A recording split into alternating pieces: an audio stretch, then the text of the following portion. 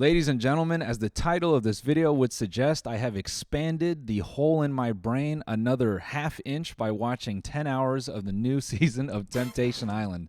10 hot hours of infidelity, 10 steaming hot hours of mental brainwashing, 10 hot blazing hours of cult-like psychological torture wherein 4 couples visit an island with the sole purpose of finding out if one of them will commit infidelity. Spoiler alert, they do.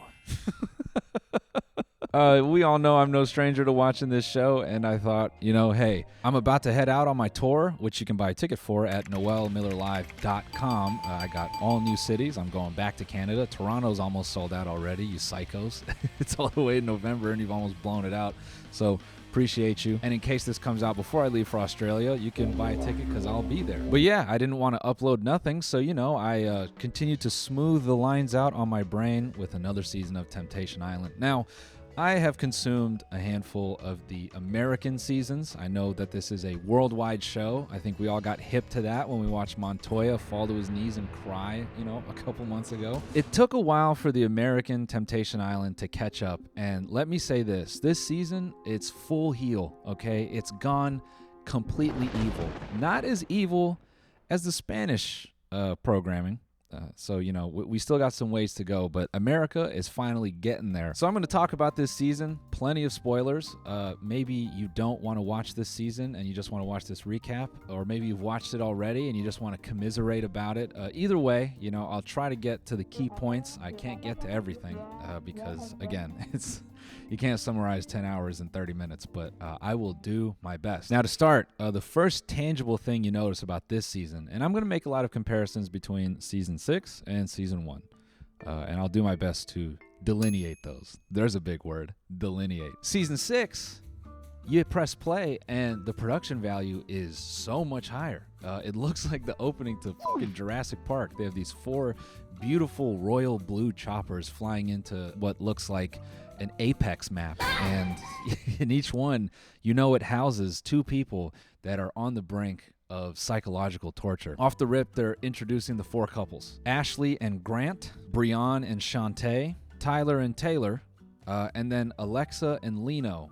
Spoiler alert, they're the least interesting couple because they end up getting married. Now, I don't even know where they shot this season of Temptation Island, and I refuse to bring it up. I'm leaning completely into my own personal experiences, and I would assume Hawaii, because when they land, they put them in the classic tourist caravan.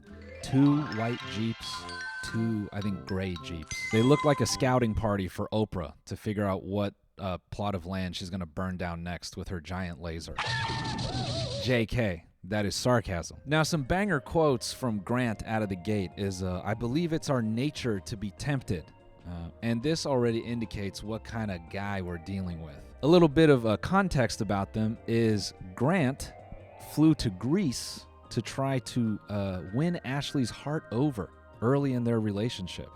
Now, without saying it, why do you think he did that? Next up is Brian and Shantae, and similar to Ashley and Grant, they are there to see if they can be tempted as well. They met through church friends, and Brian kind of, he leads on that he's kind of an outgoing guy, and he's a flirt, but he wants to prove to Shantae that he's basically serious, and he's ready to lock in and be committed. A core part of their relationship is that Brian broke up with Shantae early, went to someone else, realized that other person wasn't all that, and he had it better with Shantae, and he came back to Shantae. Then Brian makes a point to let us all know that he's been with multiple women before, and he's had threesomes. Brian thinks it's important that you, the viewer, know that about him. A key issue Brian is having with Shantae is that he wants more out of her sexually. So what a better place to work this out than the TV show that historically gives a great context for group sex. And finally, Tyler and Taylor. Taylor, she thinks Tyler is the one, but that idea has been met with resistance. In their intro, Tyler makes this little comment. He goes, there will be guys that check her box financially or looks-wise and all that, but I'm confident our love is strong enough to get us through this.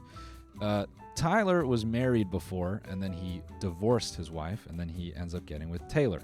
And Taylor recently bought a house and got her master's. Tyler used to have a regular job, and now he's getting booked as a model, and he's basically been slumming it on the couch. And Taylor doesn't really feel too secure with Tyler's new trajectory in life. You know, she just bought the house, she finished school, she kind of wants to be serious, and this dude left his 9 to 5 and he wants to be a model. You can already see the pot bubbling here with these two because Tyler, I think he makes a comment that he wants to figure himself out. You know, he got married at 18, and Taylor is very kind of cagey and preemptive, I would say, because as a bartender, she feels she sees the ugly sides of people. Par for the course with Temptation Island, there's the grand introduction where the master of the dark arts himself, Mark L. Wahlberg, shout out to you, brother, he sits them all down, and we kind of get to know them one-on-one. Now, a fun little moment here is I believe Grant walks in and he looks at the place and he goes, "Man, we're on Temptation Island," to which I really wanted to say, "No, dumbass, you're on Hawaii." In interviewing all the couples, the most important takeaways from each is Grant cheated on Ashley early on. Breon left Shantae and then came back. Alexa was dating someone else while dating Lino in their first month together or something. And then Tyler kissed another girl within a month of dating Taylor. Now, before we go any further, I want to reiterate, you got 3 guys here that want to prove that they will not be tempted. And they want to do that while being filmed by the Green Berets of cinematography. This season, bro, I have to say it again. These guys were not ready for the type of crew that they had on set. They got guys probably laying down on their stomach fucking 150 yards out with 2,000 millimeter lenses. They're staying up all night. They're using them like sniper rifles. They're skipping meals. They're not sleeping. They're wearing Depends diapers. They're shitting themselves just to get the shot. They got night vision on all these guys. They're using all the same technology that the American military used in the Iraq War to catch these guys slipping, to catch them in a bad place. And this is relevant later because,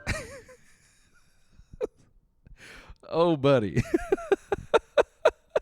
What comes next is Mark asks all the couples, what are your rules? What while you're here, how do you plan on moving about the show? Tyler and Taylor are like, we're saying no physicality, just talking.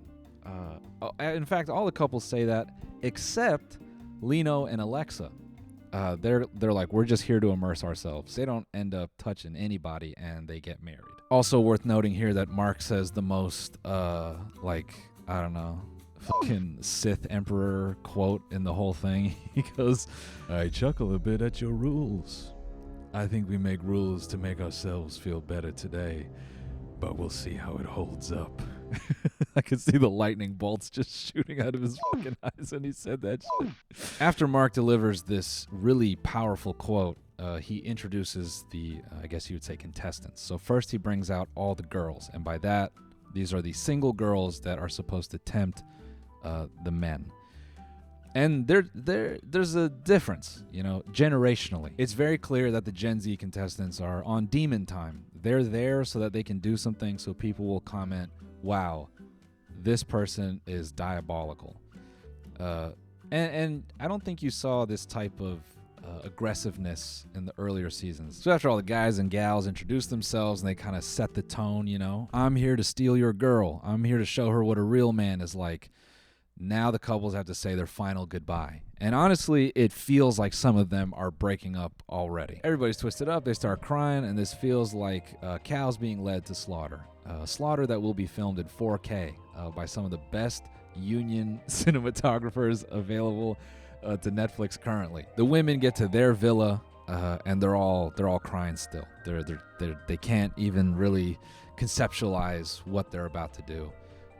The men, they arrive at their villa, and I can't even remember what happened really because the music in this scene sucked so bad. It was like electro butt rock, and I just fucking hated it. Obviously, they gotta get things in motion, so what do? They bring everybody together again, and they have them pick first dates in front of each other, which is just chef's kiss for starting the drama. Right when all the guys walk out, Lino says possibly the weirdest thing of the whole show, which is tough to do over 10 hours of Temptation Island. He goes, damn, they all got small dicks. And to that, I would say, Lino, if you're looking for better competitors, you and Alexa could head off to the Spanish Temptation Island because they put it to work over there. They start with the girls, and Alexa picks a dude named Quentin. Now, Quentin stood out to me because he's 36, and that's an important detail because he has self-inflicted nautical stars. And I use that language very specifically. Each nautical star on a millennial's body represents 5 years of I don't give a fuck. And that can take many shapes. You know, it could be drugs. It could be terrorizing other people's relationships. You just got to be cautious of a dude in his mid-30s with nautical stars. The most immediate thing you notice, though, is when the guys get to their villa, it's party time. All the girls are in lingerie. They're making them do body shots and all that fucking about, you know, rules and not getting physical straight out the window. Breon breaks, Tyler breaks, Grant breaks. Lino isn't really participating. In fact, he runs off to do a talking head where he's like, it's going to take more than lingerie to get me, while hiding his Woody with a pillow. But with the gals, it's very tame. And they're just sitting there kind of chatting it up with the guys, and it's more of an emotional venting, and you just go back and forth between fucking, woo, I'm just not really getting the most out of this relationship, and I feel very alone. Lick the chocolate off my neck. I really wish he would step up and be a man. You know, it's just kind of that back and forth. A funny moment here is Tyler is partying it up in the guys' villa, and Taylor is telling all these other guys that Tyler can't even remember to put the seat down after he takes a whiz. And it's a bunch of grown men pointing and laughing at him, going, you don't even put the toilet seat down, you little boy. Dumbass, bum-ass little boy. You ain't even got a job, little boy. You want to be a model, stupid? It only took some body shots for Grant to be saying things like, now that I'm here, I'm questioning if me and Ashley are meant to be. I can't remember if in earlier seasons it was like this, but I did find this to be interesting that once the women had a really tame group experience in terms of a date, you know, they all had some drinks and they were kind of dancing a little bit. And they go back to this villa and they're thinking. They're all starting to really reflect on the state of their relationship. And I think this is indicative of what happens later, because this is the beginnings of why the fuck am I here?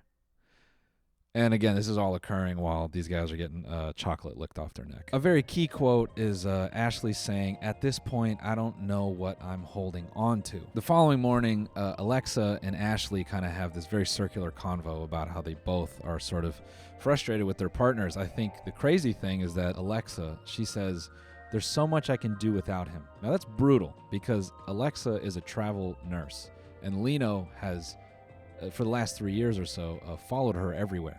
Every year, he's left wherever they lived and started over, found a new job, you know, tried to motivate his career, and when she gets another assignment the next year, he follows her with her. So to have done that for 3 years, and then for Alexa to say, I could do so much without him. Now that fucking stings. However, it doesn't matter because they get married. And you know, all of this to say, it really has shocked me that in all the seasons of Temptation Island, if the goal is to win, okay, for all the fucking guys that go, let's be on this show and let me prove to you that I won't step outside of this relationship, why have none of them just fucking rubbed one out every night? You know, before the villa gets spicy, before everyone's doing body shots, why have none of them been like, you know, I'm just going to step up to my room for a second, rub one out, and then fall asleep? You'd win the show. You'd prove a point. Imagine your partner just watching a clip of you doing, jerkmate, and she's like, so he just went to the bathroom and masturbated? He's like, yeah. No phone, no nothing? No. It seems like he's using his imagination.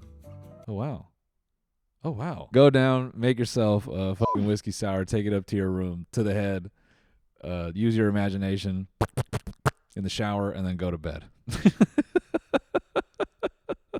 You got to fast forward to the first bonfire, right? And bonfires is where they show clips to each of the couples, giving them a glimpse of what the other one is doing. The first clip is Ashley venting about Grant, saying that he overpromises, underdelivers, and I don't want that guy. And A phrase she uses in all this is, "I'm never gonna trust that guy." And Grant picks up on that specifically. That specific statement, "I'm never gonna trust that guy." Grant is so offended that Ashley would say something like, "I'm never gonna trust that guy," that he goes and sleeps with another girl. In fact, he does it twice.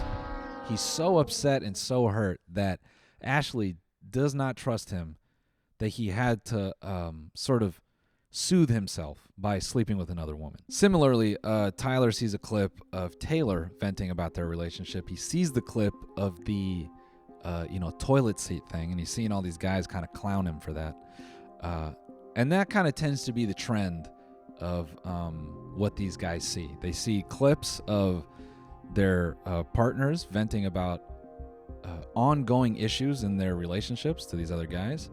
And then the girls see clips of the guys just fucking breaking all the rules that they had set. Now, this is 10 hours of footage that I'm trying to summarize here, so it's hard to nail down what to talk about specifically.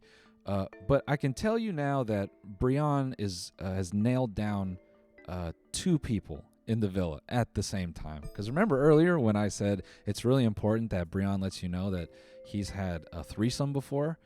Well, he brings it up again. And then he goes and has one. Speaking loosely, over the course of the season, you see that Brian and Grant have such disconnected ideas of who they are versus what they do. Grant, almost like his behavior is like if he were a serial killer, he would kill someone and then be sitting there in all the blood going, "Shit, man, I killed someone? I'm a good guy. I don't this ain't me. I don't do stuff like this." And then he blanks and he's murdered another person. Brian is that meme of the fucking vein where it's like, I haven't let someone know I've had a threesome before in the last 5 minutes. That's him. He can't stop talking about threesomes. He can't stop thinking about them. It is like a core aspect of his personality. He just has to let you know all the time that he's done it. And even when he's hurting Shantae, even when he's towards the end, or he's having the final wrap up with her, Shantae ends up seeing the footage of the threesome. And even after that, when they meet again to talk about, their experience on the island, he cannot resist looking at her going, "Now I know I had a threesome. And I know that hurt you, the part where I had the threesome." It's just all right, bro. What the fuck? A really great part in all this is after Grant hooks up with another girl, he has to soothe his own emotions by singing to himself while playing a guitar. And it's some really on-the-nose song about I started something I shouldn't have. Another key interesting thing about this season is they introduce they introduce a tent. I forget the name of it, but they introduce this tent where you can go in there and there's no cameras. And they leave it, it's open season. You can go in there as long as you want. But when you go in there, it sends off this nuclear alarm in the other villa. So if Ashley were to go into the tent with another guy in the guy's villa, they have this fucking Chernobyl level. It's so in your face that Ashley is actually girls, we need to go in there more. Let's not do anything in there. Let's just kind of, give the guys maybe a little smooch on the cheek, but we should fuck with them to see if they really break, which I thought was hilariously competitive and hilariously motivated. This guy brought me this island and he wants to be sending alarm bells off in my sleep. 2 can play that game. And she does it. I think she brings the guy in there and she just gives him a little peck on the cheek, and then and that's it. But she tries to mess with them psychologically. Brian, Shantae, Grant, Ashley, they're a bit of a Greek tragedy in my mind. Tyler and Taylor, they're so, by the end of the season, it's so clear that there's such a mismatch. Taylor's very motivated about where she wants to go in life and in the relationship. And Tyler very clearly is a dude who just got divorced not too long ago. He's pretty lost. You get a sense later that Tyler is putting on a stiff upper lip. And you start to look at his behavior differently because Taylor vents to one of the guys. She goes, "Tyler just has bitch tendencies." And there's nothing worse when someone calls you a bitch, responding to that being like, "I'm not a bitch." I ain't no fucking bitch, man. What the fuck? How the fuck would you even say that, dude? It's fucking rude. I'm not a fucking bitch, dude. I'm not a bitch. It just makes you look like one. It sucks. It's the high ground in a verbal argument. You're a bitch. No, I'm not. Yeah, you are. No, I'm fucking not. Yes, you are. You're a fucking asshole. I might be an asshole, but you're a bitch, man. Fuck you. Oh, and before I forget, when Taylor vents about Tyler having bitch tendencies, the guy she says that to, he says the most like such like a dude trying to, get his foot in the door. He's like, "Oh, does he?" Yeah, honestly, that's really dope that you can speak on that. Yeah, that's super dope. You can speak on your current boyfriend's like bitch tendencies. I mad respect. That's super dope. You can speak on that. Through the course of the season, I think out of all the couples, Tyler and Taylor, they're just very clearly not a match. And that's just sort of how it ends. They have this really insanely heated conversation where Tyler tries to stand up for himself, and it feels bad. It feels bad. It's like he very clearly is trying to grow as a person, and he's having trouble standing up for himself. And that is like a brutal position to be in when you are someone who struggles to stand up for yourself, and your partner is like, "Oh, you got bitch-ass tendencies." Make no mistake, that can be funny, but it's horrible. And you're seeing this guy really try to figure out how to stand up for his own emotions. This moment in the show is interesting because I think Mark does a good job of basically steering them away from saying, "You did this, you did that." And he's like, "Why don't you talk about your feelings?" Because Taylor is really is very clear. She has so much disdain and frustration with him. And then when she starts talking about her feelings, she kind of cops to like, "Hey, I kind of go fight or flight, and all of this that I've ever said to you to make you feel small, to make you feel little, I never wanted that." And ultimately, her frustration is that she feels that Tyler could have been her one, and she's trying to shape him into her one, but he's just not that. It's sort of like a tragic moment for her because she can see what they could be, and Tyler can't. Tyler just needs to grow as a person. And so in that way, although the journey to get there is pretty fucking long and labored over the 10 hours, it's a pretty human story, I would say.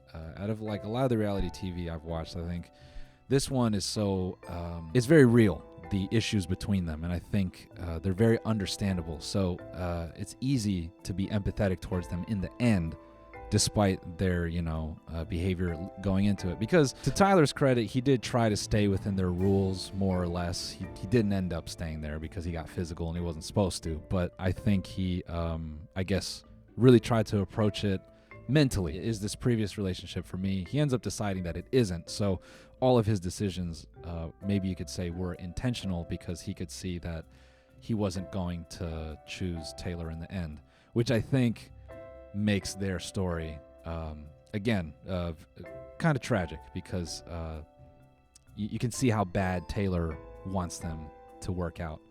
But ultimately, she kind of gets ahead of it. She's like, I'm just going to leave the island alone without you. Similarly, Brianne and Shantae is super tragic because despite Shantae seeing the clips of Brianne talk about a threesome, seeing the clips of him having a threesome, Brianne has this moment in the show where he goes, I'll probably just apologize and she'll take me back. What's even crazier is one of the girls that Brianne had the threesome with, her name's Courtney. Brianne tells Courtney, why wouldn't she take me back? It's so assumed on his part that it's fine. He feels like very entitled to their relationship. That much is clear. What's even crazier is the girl Courtney that he had the threesome with. He ends up sending her home. That was another new aspect to this season. The couples could choose to send people home, and they would bring new people into the villa. But it didn't really end up mattering anyway.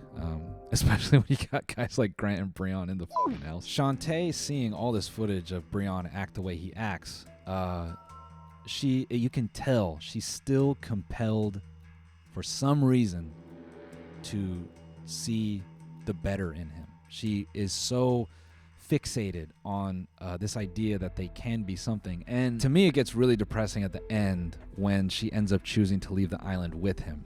He kind of gives her this whole speech about how he realizes that that's not the guy he wants to be and this and that. And it just very, at least, you know, in this edited version of the conversation and given everything he's done, it feels very like for the cameras and disingenuous. And a brutally funny moment is while they are having the threesome, the fucking closed captions are rhythmic wet slapping. Fucking awful, dude. With Brianna and Shantae, it's honestly hard to be super humorous about them, you know, even with the fucking rhythmic wet slapping and Brianna's like insane, just incessant mentionings of you know, all the group sex he's had, because in the end she chooses to leave the island with him. And to this, I think even now they're still trying to be a couple. And it's like kind of sparked this larger conversation where people are saying that they think her religion is getting in the way of her seeing the situation. They, you know, they think her sort of like fear of God and you know, her spirituality is preventing her from making a better choice for herself. That part I haven't looked too much into, but in the end, it's tough to be comedic about their relationship because it's ongoing, and it's tragic. There's really no way to like humorize that. It's just brutal. But what we can be funny about is Grant and Ashley. Ashley kind of found herself in this weird like love triangle with the two young guys, and these two young guys, they're fucking just like all these cutaways of them being like, yeah, she's a bit of a cougar. Now, mind you, through this whole process, every time Grant has seen a clip of Ashley making what seems like a legitimate complaint about their relationship, he's looked at Mark L. Wahlberg and gone, dude, I mean, what am I supposed to feel when she says stuff like this? I should sleep with someone else. It all kind of comes to a head in their final moment of the show, where they can choose to either be with each other or leave independently or leave with someone else. Grant approaches Ashley for a hug, and Ashley just throws her hands up. She's like, it's okay, which tells you exactly where it's going. When it's time for them to speak to each other, she can barely get a word in. I think she says something like, I was so hurt by you and some of the things you've done, and he just cuts her off. He's like, that's exactly what I feel. The funniest part, and I'm laughing at him because, again, this guy's so disconnected with like what he does versus what he says. It's crazy. When she questions why he did what he did, he, in her face, goes, because my emotions were like a roller coaster. And I think he felt it would be clearer if he made the roller coaster while he said the word. Babe, I was going through a fucking roller coaster. Don't you understand? Don't you understand how fucking, like, your emotions, like, they, like, you know how, you know Goliath at Six Flags? Shut up. Let me finish.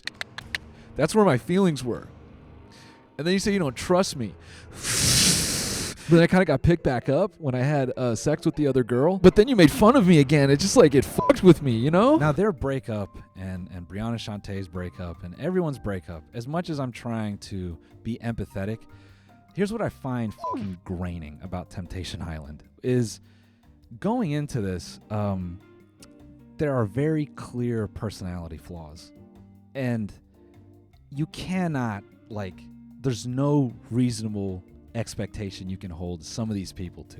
It's like, this is a guy who struggles to even, you know, stand behind his word, and you want to take him to an island with a bunch of single people. Like, you know where this is going, right? It kind of like gives me a window into like what it's like to be really hot people. I feel like, one, they live like third world politicians or something. They're always like willing to backstab each other and waiting for the backstab. You know, the way they operate is crazy. Another thing with hot people, and maybe this isn't just hot people, but the relationships on this show, they all kind of feel like people who are really attached to the person that doesn't give them validation and doesn't make them feel good about themselves. You know, where maybe other people in the world make them feel good about themselves, but they're so fixed on the person that doesn't make them feel good. In ways, it just makes me frustrated watching, because I feel that while sad, some of this shit, it should shouldn't it be obvious? I don't know. I'm not in these relationships, so I don't know, but shouldn't it be obvious? And all that to say, Ashley ends up choosing to leave with this 22-year-old guy, and there's a really great moment between them where she goes, oh, I like the way you interact with me. I like the way you touch me. And while this guy, maybe looks older than he is, he's 22, and he says the most little boy shit ever. He's like, getting to touch and feel you the way I did is a moment I will never forget. And it's a funny contrast to him being the talking head, being like, she's a bit of a cougar. Yeah, dude, she wants the cub. She wants the young lion, bro. She wants the young alpha. Fast forward, I would love to put my hands on your breast. All that to say, there's a lot of more nuance, like kind of funny things that happen in context of the show. And I'm not going to advise that you watch this in a short time span, because it's a lot to take in. So what would I rate Temptation Island Season 6? 10 out of 10's psychological torture, as always. Anyways, guys, thanks for listening. I'll see you on the next one. Goodbye.